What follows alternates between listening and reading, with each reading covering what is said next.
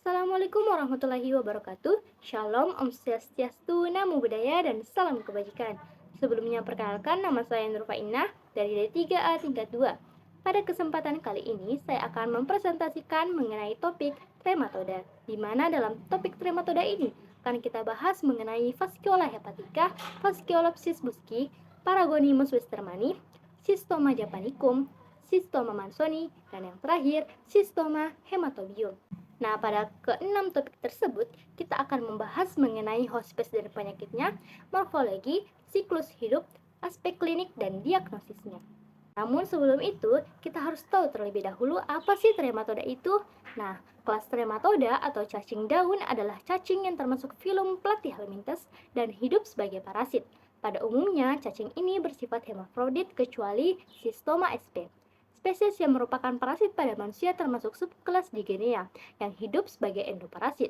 Berbagai macam hewan dapat berperan sebagai hospes definitif cacing trematoda, seperti kucing, anjing, kambing, sapi, babi, tikus, burung, musang, hingga manusia. Masuk ke topik yang pertama, yaitu Fasciola hepatica, di mana penyakit yang disebabkan oleh Fasciola hepatica ini disebut dengan fascioliasis, di mana hospes definitifnya yaitu manusia, sapi, dan kambing. Perantaranya ada dua kelas. Yang pertama, keong atau siput air tawar dari genus Limnea, dan yang kedua pada tumbuhan air. Di mana cara infeksi dari Fasciola hepatica ini yaitu apabila kita memakan tanaman air yang mengandung metaserkaria. Nah, yang kedua mengenai morfologi dari Fasciola hepatica ini, di mana cacing dewasanya berukuran antara 20 sampai 30 mm dan dengan lebar badan antara 8 sampai 13 mm, di mana bentuknya pipis seperti daun yang mempunyai tonjolan khas di daerah anterior atau cephaliconnya sehingga memberikan gambaran seperti bahu atau shoulder. Kemudian sakernya terdapat dua jenis alat isap, yaitu oral saker dan ventral saker yang sama ukuran besarnya. Kemudian ususnya mempunyai usus yang bercabang-cabang lateral dan mencapai ujung distal dari sekum. Nah, selanjutnya morfologi dari alat reproduksinya, di mana ovarium dan testis cacing ini bercabang, sedangkan uterusnya itu melingkar. Serta untuk vitellarianya adanya percabangan yang intensif dan tersebar luas ke seluruh jaringan parenkim cacing. Kemudian untuk telur dari cacing ini dapat dilihat pada gambar. Telurnya ini berbentuk ovoid atau bulat lonjong, berwarna coklat kekuningan, mempunyai operculum di salah satu ujungnya, serta ukuran panjang telur ini antara 130 hingga 150 mikron dengan lebar 63 sampai 90 mikron, di mana waktu telur keluar dari tubuh hospes definitif, telur belum berembrio dan tidak infektif. Selanjutnya mengenai siklus hidup dari Fasciola hepatica, yang mana yang pertama telur dikeluarkan melalui feses dari manusia, domba atau sapi, kemudian telur berkembang di dalam air, kemudian telur menetas dan berkembang menjadi pirasidium, kemudian masuk ke dalam tubuh siput. Nah, di tubuh siput ini akan terjadi proses di dalam jaringan siput, yaitu yang pertama pada sporosis, kemudian menjadi redia, kemudian menjadi serkaria, di mana serkaria bebas berenang dan menempel di tanaman air, kemudian metaserkaria yang terdapat pada tanaman air masuk ke dalam tubuh manusia, domba atau sapi, kemudian cacing masuk ke dalam usus 12 jari, dan yang terakhir pada cacing dewasa masuk ke hati melalui saluran empedu. Selanjutnya aspek klinis dari trematoda ini, di mana cacing dewasa dapat menyebabkan peradangan pada saluran empedu, menimbulkan atrofi pada parenkim hati, dan kemudian dapat terjadi sirosis periportal. Dan selanjutnya untuk cacing mudanya, yaitu mengadakan migrasi ke hati yang dapat menimbulkan lesi ektopik di dinding usus, jantung, bola mata, paru, dan jaringan di bawah kulit. Selama fase migrasi atau fase akut terjadi, dapat tidak bergejala atau menimbulkan gejala seperti demam, nyeri pada bagian atas abdomen, eosinofilia. Gejala yang timbul bergantung pada organ tempat migrasi dari larva. Selanjutnya untuk diagnosisnya, di mana diagnosis pasti terjadinya infeksi Fasciola hepatica harus dilakukan pemeriksaan tinja dan empedu penderita untuk menemukan telur cacing yang khas bentuknya, di mana pemeriksaan serologi misalnya uji fiksasi komplement atau tes intradermal dapat dilakukan untuk membantu menegakkan diagnosis Fascioliasis hepatica.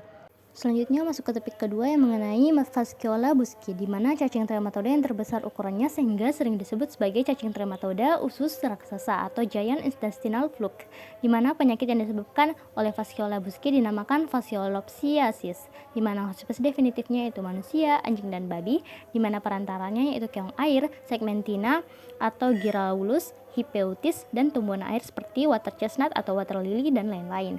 Di mana cara infeksinya itu sama seperti Fasciola sebelumnya, itu makan dari tumbuhan air yang mengandung Metacercaria. Kemudian untuk morfologinya, di mana cacing dewasa berbentuk seperti daun dengan ukuran panjang badan antara 20 sampai 70 mm dan lebar badan antara 8 sampai 20 mm.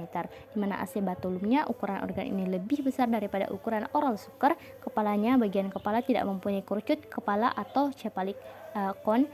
Kemudian untuk usus dan alat pencernaannya terdapat prefaring pendek, faring yang berbentuk bola, dan esofagus yang pendek, diikuti oleh sepasang sekum yang tidak bercabang, di mana kemudian alat reproduksinya terdapat 2 buah testis yang bercabang dan tersusun di separuh badan bagian posterior.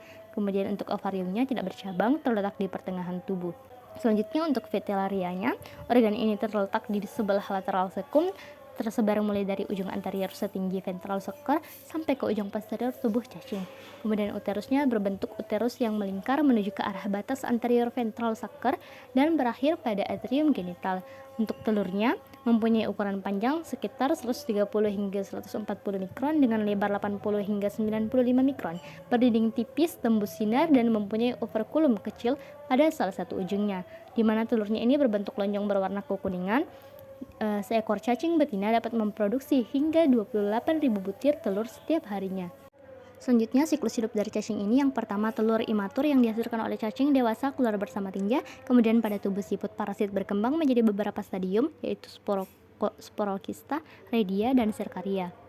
Selanjutnya pada mamalia terinfeksi karena memakan tanaman air mentah yang mengandung kista metaserkaria. Nah, kemudian pada aspek klinis dari cacing ini yaitu gejala klinis Fasciolopsiasis busci terjadi karena cacing yang melekatkan diri pada mukosa usus halus dapat menimbulkan peradangan, ulserasi, dan abses sehingga menimbulkan keluhan nyeri epigastrium, mual, diare, warna tinja menjadi hijau kuning, berbau busuk, dan berisi makanan yang tidak dicerna. Dimana jika terjadi infeksi yang berat oleh parasit ini, penderita akan mengalami anemia, edema, asites, dan anaskara. Dimana kadang-kadang dapat terjadi obstruksi usus.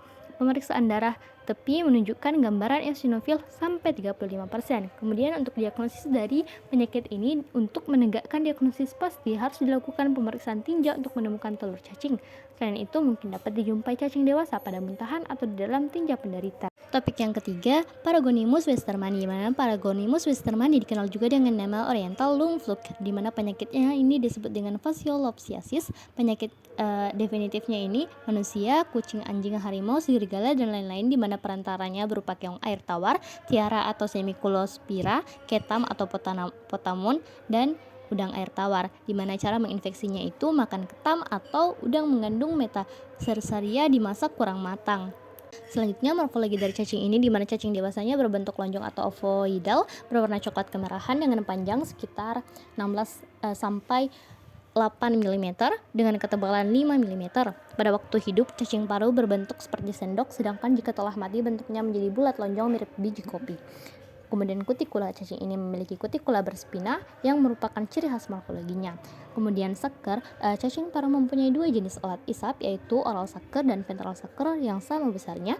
Kemudian vitellarianya, kelenjar vitellin ini mempunyai banyak cabang memenuhi seluruh bagian tepi badan parasit. Selanjutnya alat reproduksinya terdapat 2 buah testis berlubus yang tidak teratur bentuknya yang terletak berdampingan pada sepertiga tubuh bagian posterior, di mana ovarium terletak di bagian anterior dari testis dan berada di bagian posterior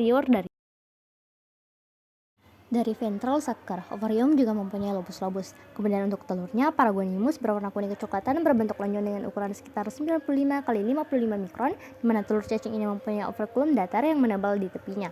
Kemudian ketika baru keluar dari tubuh induknya, telur belum berisi miracidium. Selanjutnya mengenai siklus hidup dari cacing ini. Yang pertama, telur yang belum berisi embrio diekskresikan dalam dahak atau mungkin tertelan sehingga juga ditemukan di feses. Kemudian dalam alam bebas, telur menjadi matang dan berisi embrio.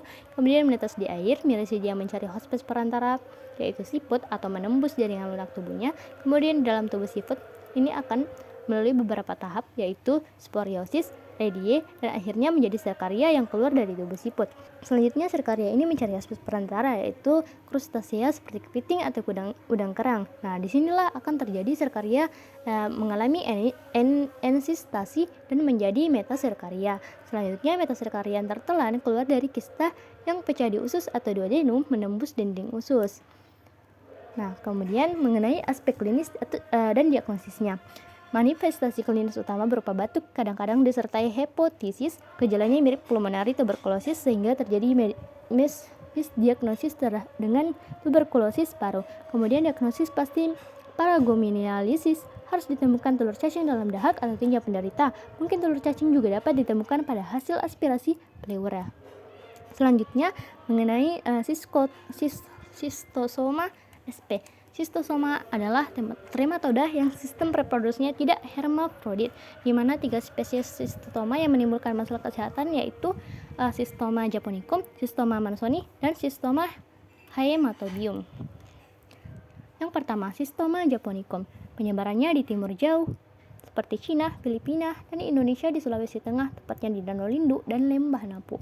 Penyakitnya disebut dengan Schistosomiasis japonicum atau Oriental Schistosomiasis, di mana hospes definitifnya manusia, kucing, dan anjing, perantaranya keong oncomelania, dan cara infeksinya penetrasi kulit oleh Sersaria.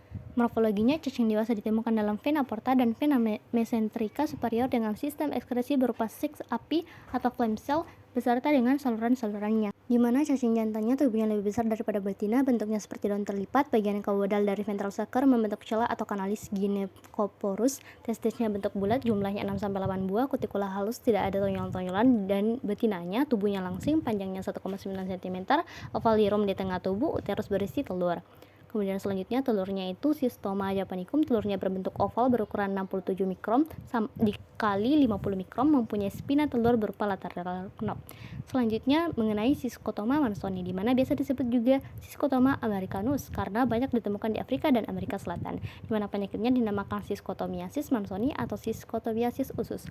Hospes definitifnya itu manusia dan kera, dan perantaranya itu keong air tawar, biom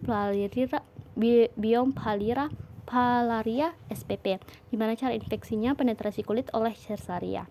Cacing dewasanya ditemukan dalam vena mesenteria di daerah usus besar, segmen distal ileum, dan kadang-kadang juga didapatkan dalam vena intrapertik, di mana tubuh jantannya itu lebar, panjang 1 cm, kutikula ada tunjulan-tunjulan kasar, testisnya jumlahnya 8-9 buah, di mana betinanya tubuhnya langsing panjang atau filariform, ukurannya 1,4 cm, ovarium terletak di pertengahan tubuh bagian anterior, di dalam uterus terdapat telur, cacing betinanya sering terdapat di dalam celah atau kanalis gynecoporus.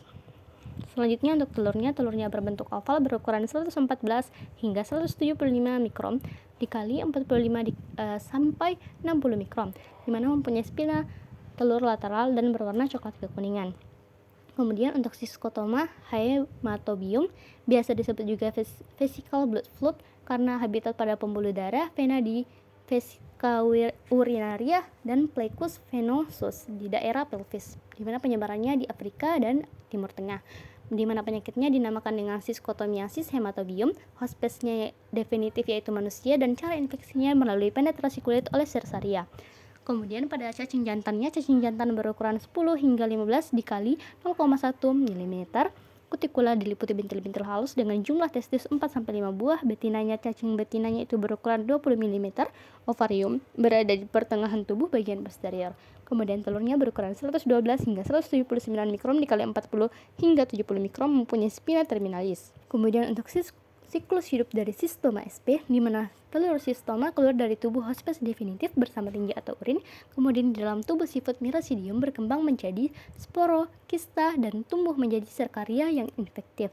Selanjutnya infeksi pada hospes melalui penetrasi kulit, serkaria melepaskan bagian ekor yang bercabang dengan bantuan enzim proteolitik, lalu masuk dalam sirkulasi yang selanjutnya menjadi Schistosomula. Kemudian parasit masuk ke kapiler dan sistem limfatik, migrasi melalui beberapa jaringan seperti paru-paru, jantung kiri, dan menuju sirkulasi vena menjadi dewasa dan hingga berpasangan. Selanjutnya cacing dewasa habitatnya pada vena mesenterica pada berbagai tempat yang spesifik pada tiap-tiap spesies. Pada Schistosoma japonicum lebih sering ditemukan pada vena porta dan sistem perivesikal Telur migrasi secara progresif ke arah lumen usus, selanjutnya keluar bersama tinja atau urin. Kemudian aspek klinisnya, yaitu terdapat 3 tahapan klinis pada sistomiasis, yaitu masa inkubasi, biologis, tahap stadium akut, dan tahap stadium kronis. Selanjutnya untuk diagnosis pasti sistomiasis ditentukan jika ditentukan telur sistoma yang spesifik bentuknya bagi masing-masing spesies pada tinja atau urin penderita. Pada hasil biopsi kandung kemih atau biopsi rektum, telur sistoma hetobium dapat ditemukan di dalam urin, kemudian biopsi kandung kemih, sedangkan telur sistoma japonium ditemukan.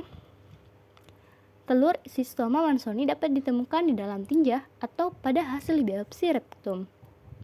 Nah, selanjutnya perbedaan pada sistoma SPP. Dapat dilihat pada tabel berikut mengenai perbedaan antara sistoma hematobium, sistoma japonicum, dan sistoma mansoni.